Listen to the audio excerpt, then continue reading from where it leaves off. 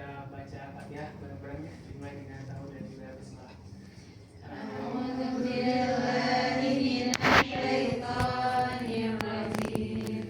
Bismillahirrahmanirrahim.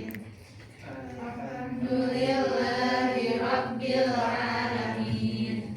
Ar-Rahmanir-Rahim. Maliki yaumiddin. Iyyaka na'budu wa iyyaka nasta'in. Ihdinas siratal mustaqim. Siratal ladzina an'amta 'alaihim ghairil maghdubi 'alaihim waladdallin. Alhamdulillah ya. Hari ini kita bisa bertemu kembali di kelas kimia ini. Nah, untuk pembelajaran hari ini yaitu mengenai pH dan indikator larutan asam basa. Sebelumnya ada yang tahu asam itu apa? Basa itu apa? Asam yang ada H+ di larutannya. Iya betul ya. Kalau ini pernah mencoba rasa jeruk yang masih muda itu, gimana rasanya?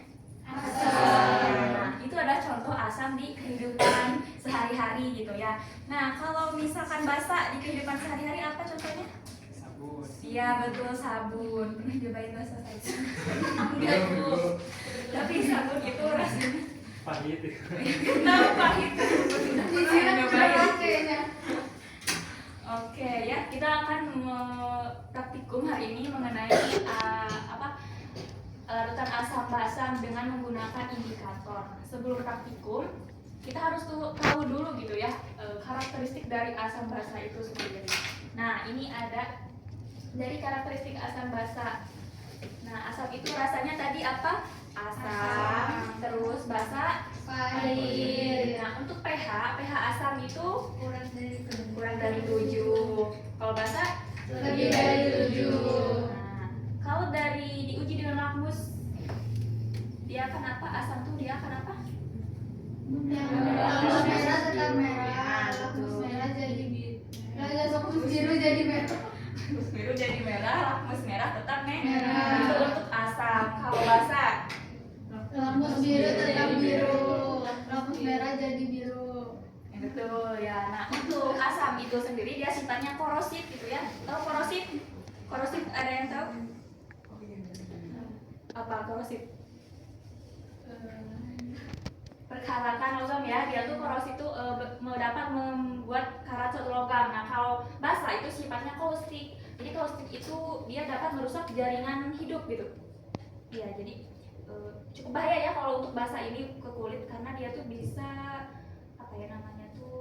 merusak jaringan kulit. Nah, bagaimana menentukan suatu larutan itu bersifat asam atau basa? Bagaimana? Tadi ada yang namanya lakmus. Itu bisa sebagai apa? Indikator. Betul ya. Salah satu contohnya itu adalah itu ya, indikator. Terus apalagi? Indikator universal. Apalagi? Oh, pH ya, bisa dilihat dari pH. Bisa dilihat dari pH itu teman-teman. Nah, ini untuk indikator asam basa. Itu ada lakmus merah dan lakmus biru.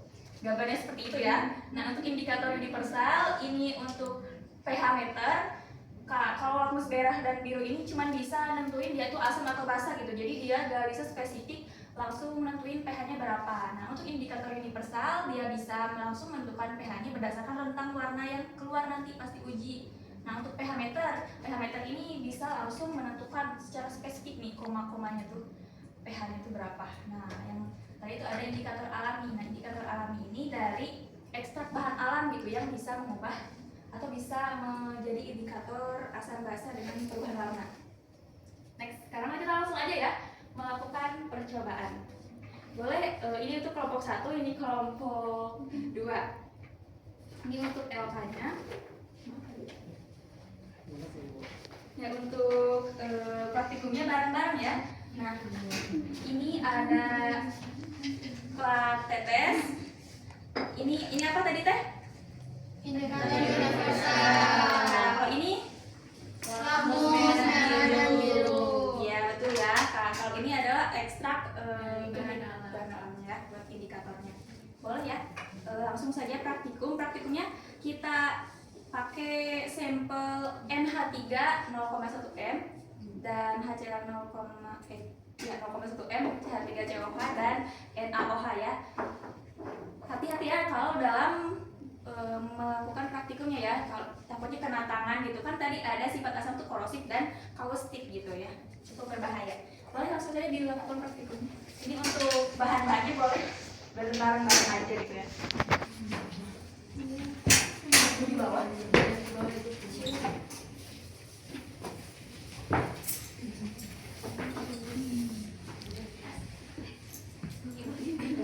Beda-beda ya.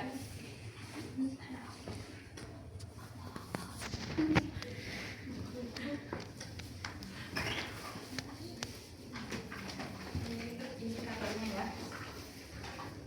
Percobaannya bisa ditulis dulu ya untuk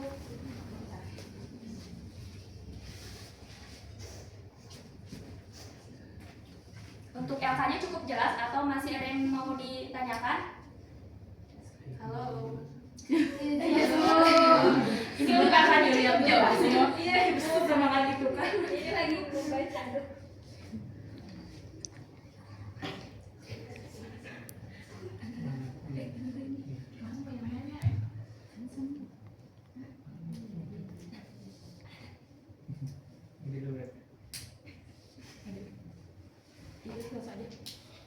Langsung aja ya.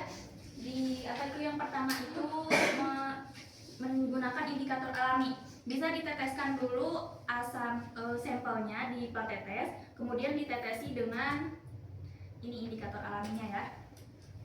Boleh langsung mulai aja, kalau ada yang kurang dipahami boleh ditanya. Satu tetes aja. NH3 itu apa lebarnya? Coklat.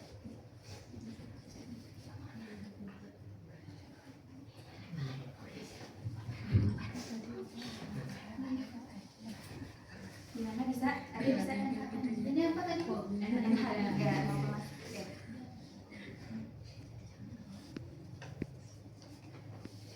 Bisa ada. Boleh yang lain misalkan apiko 1, 2, 1 aja.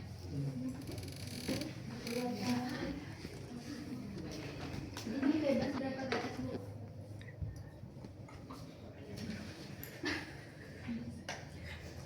Dua tetes juga cukup. Tiga. Boleh gimana sih tipenya aja. Tapi harus cukup ini untuk berkelompok.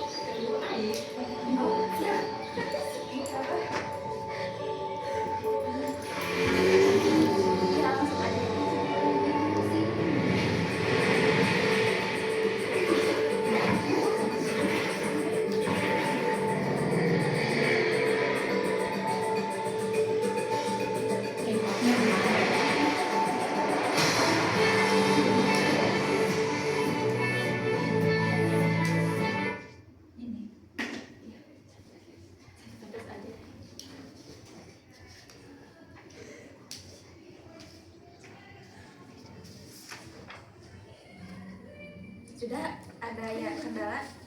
Tidak Ibu.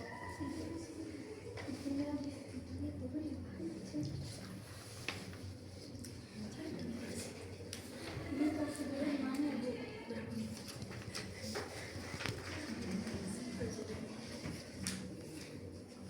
Ini aja ya, ini ada yang ngelakuinnya pakai ini indikator alami, ini pakai lakmus merah dan lakmus biru gitu. Nah ini indikator alami sama indikator universal aja ya, supaya nanti itu ke data aja ya.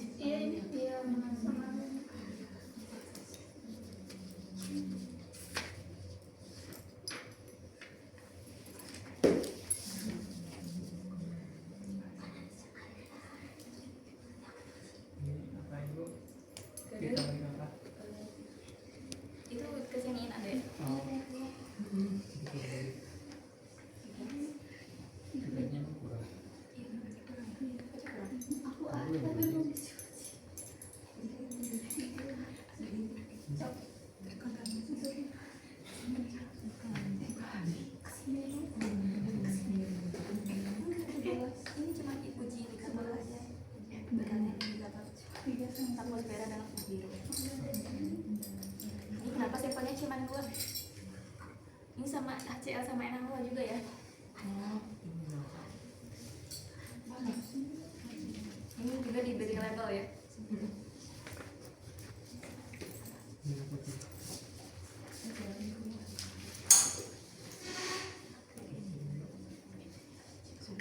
Diminta apa?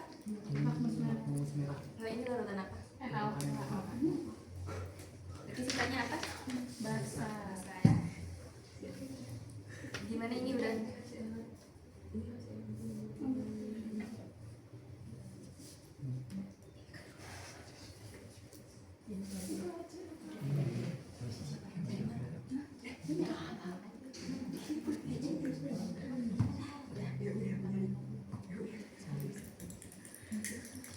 Sambil isi juga ya LK-nya.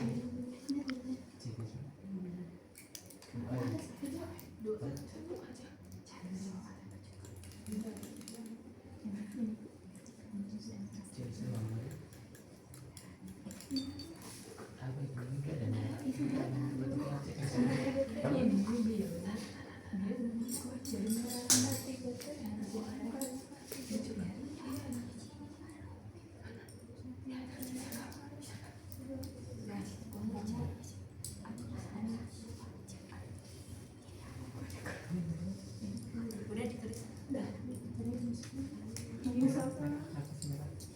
Ini apa sih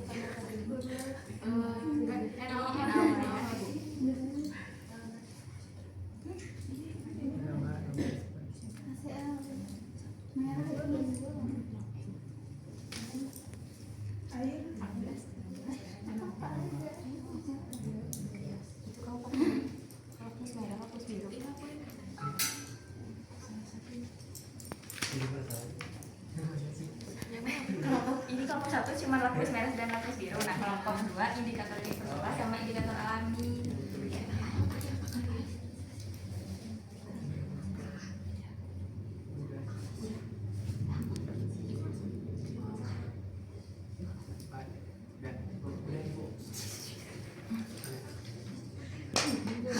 Ini udah semua sampel.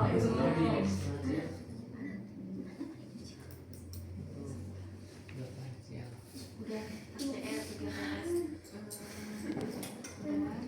Perhatikan waktunya ya. Pakai lampu merah ibu. Ya, lakmus merah dan lakmus biru.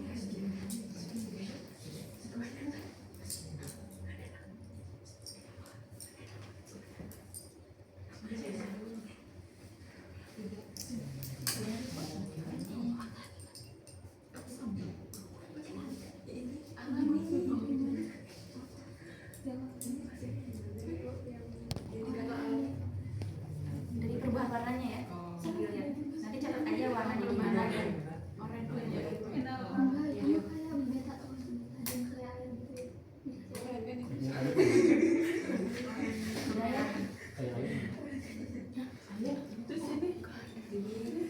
Udah ya. Ya udah deh, dulu. Jadi kuning. Ini aku adesnya ya. Coba uji.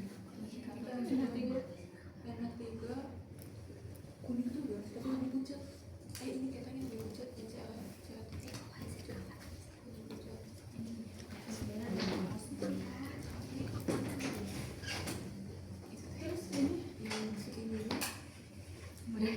Tetap ya. Iya. Tapi lebih ini kan. lebih terang, lebih getar makanya kuning. Iya. Kuning Kalau indikator universalnya ini. Pakai pulsa aja sih. kayak hijau-hijau ini. Aku ades. Sudah semuanya? Sudah. Selanjutnya boleh ya kembali ke tempat dan isi bagian pertanyaan-pertanyaan yang ada di bawah.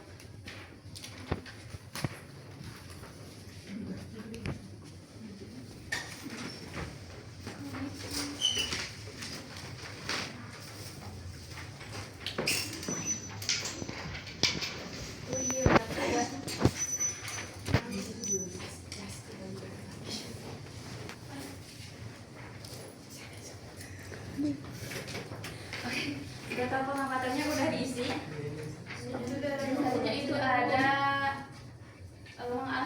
tadi boleh ya diisi untuk masing-masing kelompok. Ibu beri waktu 5 menit.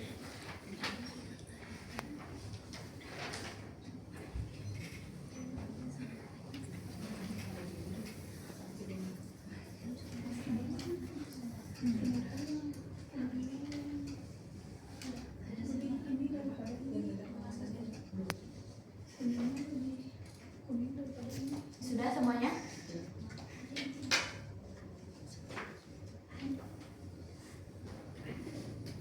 Ini kelompok 1 sudah? Masih diskusi. Masih diskusi. Kelompok 2? Masih.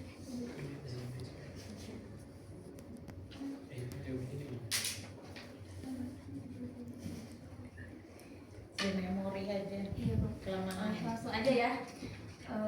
Nah, ini langsung aja dijawab ya. Kita bahas bareng-bareng. Atau ada perwakilan dari satu kelompok nih mau memaparkan hasil dari percobaannya. Kelompok 1.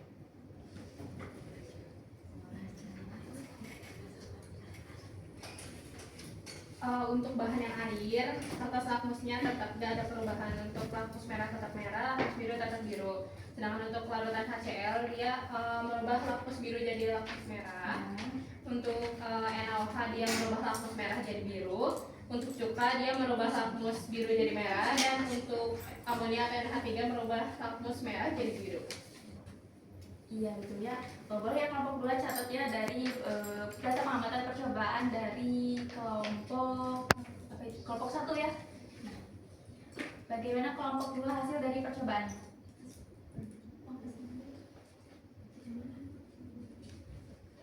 Untuk air saat digunakan indikator alami tetap kuning, kertas lakmusnya merah tetap merah, biru tetap biru. Indikator universalnya 7. Larutan HCl indikator alaminya kuning. Kuning agak tua. Kuning indikator universalnya menunjukkan 2. NaOH warnanya oranye saat digunakan indikator alami. Saat menggunakan indikator universal pH-nya 13. Untuk CH3COH saat digunakan kunyit berwarna kuning pucat. Saat menggunakan indikator universal itu pH-nya 11. Untuk amonia warnanya kuning pekat, agak oranye gitu. Saat menggunakan indikator universal pH-nya 3. Jadi bagaimana sifat larutannya HCl itu apa ya? NaOH apa? HCl itu asam kuat, NaOH itu basa kuat. Asam cuka itu asam basa. Habis 11 buat yang salah itu. Terima kasih kelompok 2. Ya asam lemah. Untuk amonianya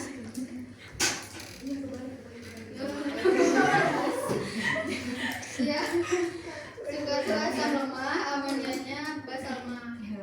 Baik ya.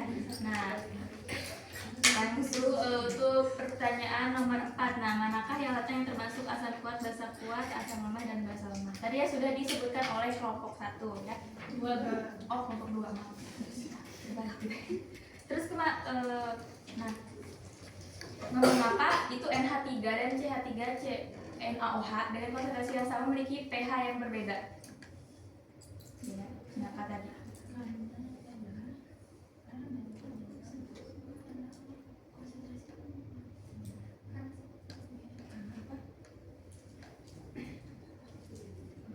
Konsentrasinya mempengaruhi pH-nya juga. Jadi kan konsentrasinya sama ya? Ya. Tapi pH-nya sama atau enggak? Beda. Beda ya. Kenapa tuh bisa beda? Karena Jumlah ion hapus. Nah, jumlah ion H+-nya ya. Nanti. Nah, untuk nomor 7 ini dibahas nanti aja ya. Nah, untuk nomor 6 juga mengapa larutan HCl dan larutan CH3COH dengan konsentrasi yang sama memiliki nilai pH yang berbeda? Karena apa? karena OH-nya lebih banyak di dalam larutannya. CH3COH. Ayo mana sih pertanyaan NaOH? Nomor 6. Iya, hapusnya lebih banyak di dalam larutannya Bu. Iya, Bu. Gimana tadi ulangi ya, Mak? Ya jadi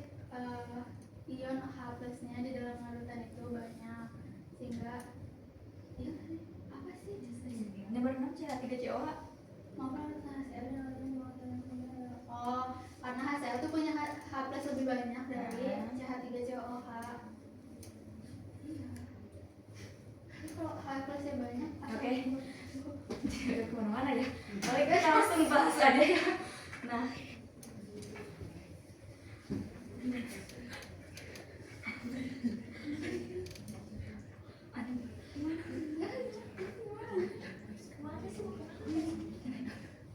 oke, kita bahas aja ya. Kenapa tadi larutan dengan konsentrasi yang sama tapi memiliki pH yang berbeda gitu ya. Sebenarnya kita harus tahu dulu ya pertemuan dulu kemarin mengenai teori asam basa. Asam basa ini sebelumnya diperkenalkan oleh Arrhenius. Menurut Arrhenius, asam itu apa? yang melepaskan ion H plus jika dilarutkan dalam air. Kalau basa, Menghasilkan ion OH jika dilarutkan dalam air. untuk ini untuk Arrheniusnya itu ada contohnya ya. Jadi ketika dilarutkan itu HCl, ini ada dua maaf ya. Nah, dia akan terionisasi gitu menjadi H+ dan juga Cl-. Begitu juga dengan basanya gitu menurut Arrhenius gitu kan. Jadi ketika dilarutkan dalam air dia akan melepas ion hidrogen dan juga basanya itu menghasilkan ion hidroksida gitu ketika dilarutkan dalam air. Nah, yang kedua itu ada teori asam basa menurut Bronsted-Lowry. Nah, untuk Bronsted-Lowry ini dia itu melengkapi dari teori Arrhenius tadi gitu. Jadi karena kata Arrhenius tadi itu kalau asam itu yang melepas H+, kalau basa itu yang melepas OH-. Nah, kalau kayak gitu kan NH3 itu sifatnya basa ya. Nah, di teori Arrhenius dia tidak terbahas gitu. Kenapa NH3 bersifat basa? Nah, di Bronsted-Lowry lah dibahas gitu kenapa NH3 itu bersifat basa. Nah, kalau menurut Bronsted-Lowry, asam itu adalah yang memberikan proton kepada senyawa lain atau disebut juga dengan donor proton. Nah, kalau basa menurut Bronsted-Lowry itu adalah senyawa yang menerima proton gitu ya. Nah, ini untuk contohnya ya. NH3 plus H2O itu bereaksi ketimbangan menjadi NH4 plus ditambah OH- ya. Nah, di Bronsted-Lowry ini ada yang namanya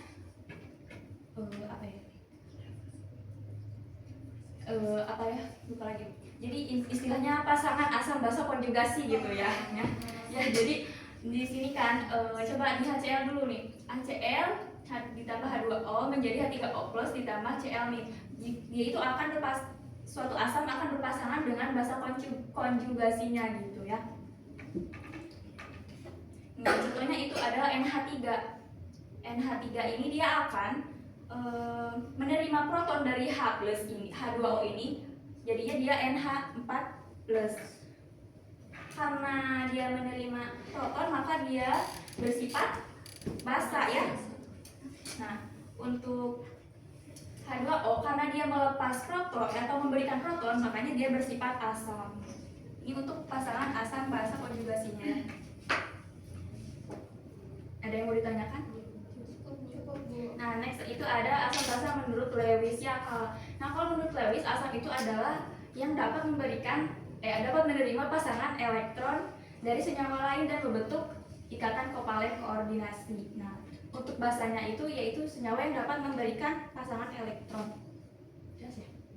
Nah, contohnya itu ada Br3 ditambah NH3 menghasilkan kompleks asam basa. Nah, bisa dilihat ya ini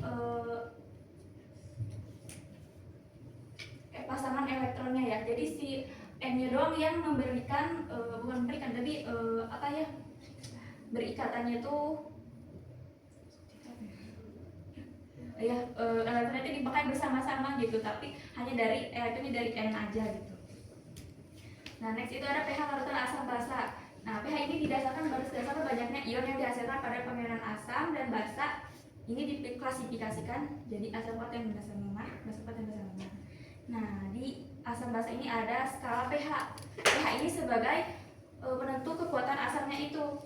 Nah, untuk pH asam itu sendiri menggunakan pH sama dengan log H+, di mana H+-nya itu tergantung banyaknya ion yang terdapat dalam larutannya gitu. Ini untuk menentukan konsentrasi H+-nya sama dengan A kali konsentrasi asamnya. Nah, kalau misalnya tadi percobaan ya konsentrasi asamnya tadi berapa? HCl 0,1 0,1 ya. 0,1. Coba dihitung pH-nya berapa? Min log konsentrasi H plusnya tadi 0,1. Coba hitung. Samakah hasilnya dengan yang percobaan tadi?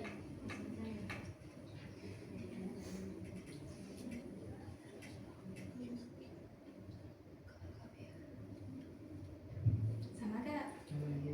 Sama? Oke, nah selanjutnya itu ada skala pOH. Nah, skala pOH ini untuk skala basa, dimana pOH itu min log konsentrasi OH min. Dan cara nentuin konsentrasi OH min juga sama ya, kayak tadi. B-nya itu menentukan jumlah ion OH min gitu, atau valensi basanya dikali konsentrasi basanya. Nah, untuk menentukan pH basa itu dengan cara 14 dikurangi dengan pOH gitu. Kenapa 14 itu dari kesetimbangan air gitu. Nah, ini dari sini. Jadi untuk air itu kenapa tadi air itu netral? Nah, jadi karena dia tuh memiliki konsentrasi yang sama, yaitu 7 gitu. Jadi ion H+ sama OH- dalam air tuh sama gitu ya konsentrasinya, makanya dia tuh nilainya netral. Nah, coba ini latihan ya untuk di rumah ya. Tan HCl coba dihitung aja. Next dulu ya. Nah, untuk tadi ya mengenai kenapa konsentrasi yang sama tapi pH-nya itu berbeda gitu. Contohnya tadi HCl. HCl itu kan terionisasi sempurna. Sedangkan tadi itu ada CH3COOH. Dia tuh sifatnya asam ya. Jadi dia melepas H+. Nah, CH3COOH. Jadi ketika dia dilarutkan dalam air, waktunya dia itu akan menjadi CH3COO- plus H+ gitu. Nah, ini tuh tidak terurai semuanya gitu. Jadi dalam air tuh tetap ada CH3COO, ada H+ dan juga masih tetap ada CH3COOH. Makanya itu ada tetapkan kesetimbangannya. ya udah cukup. Ya. Nah, ini untuk ketetapan kesetimbangannya. Nah, untuk penentuan pH dari asam lemah itu sendiri itu menggunakan sama yang menggunakan skala pH tadi, tapi konsentrasi H+-nya itu dihitung menggunakan ketetapan asam lemah tadi. Nah, ini untuk basa lemah juga sama ya kayak asam lemah tadi. Dia menggunakan ketetapan kesetimbangan asam basa. Udah ya? Ini ada yang sebelumnya ada yang mau ditanyakan? Boleh ya, nanti abis praktikum itu dibuktikan sendiri di rumah ya, menghitung nilai pH dan pOH-nya tadi berdasarkan rumus ini gitu ya. Minggu depan kita periksa. Ya udah. Karena waktunya sudah habis ya, tadinya mau ke kesimpulan tapi kita akhiri saja pertemuan hari ini dengan mengucapkan alhamdulillah. Sebelumnya ibu mohon maaf banyak kalau misalkan ada kata-kata yang kurang berkenan di hati kalian ya. Kita bertemu lagi minggu depan. Wabillahi taufiq wal hidayah. Wassalamualaikum warahmatullahi wabarakatuh.